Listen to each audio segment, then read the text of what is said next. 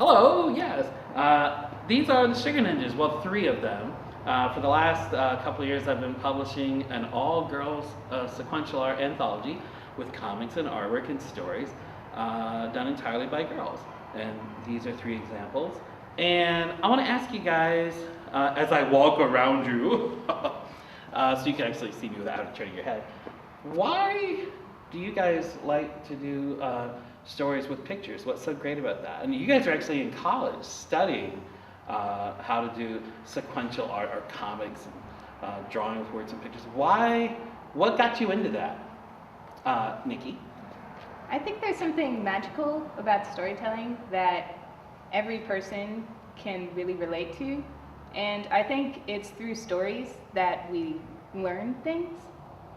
And I just really like using my art to tell stories, or dancing to tell stories, or singing to tell stories.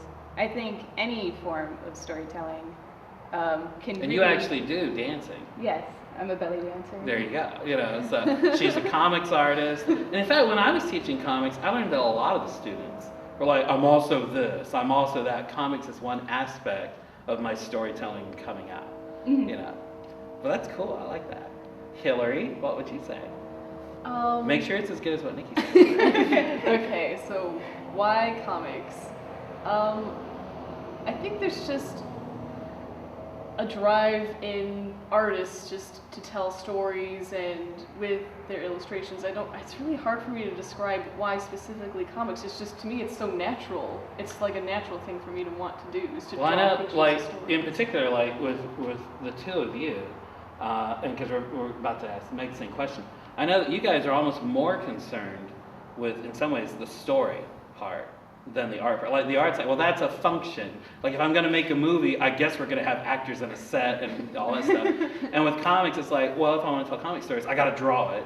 But you in particular, because we talked about a story you were working on last spring, and you were going to submit it for the second Sugar Ninjas book, and you're like, I'm not ready. Not that I don't have time to draw it, I'm not sure exactly what I want to say. I'm still working out the mechanics of the story.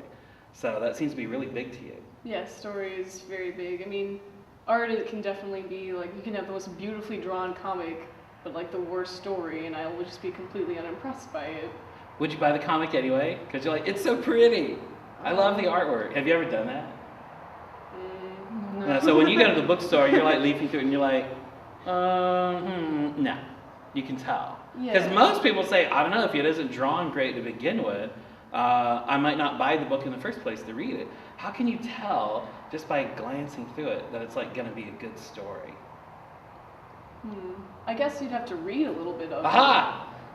it.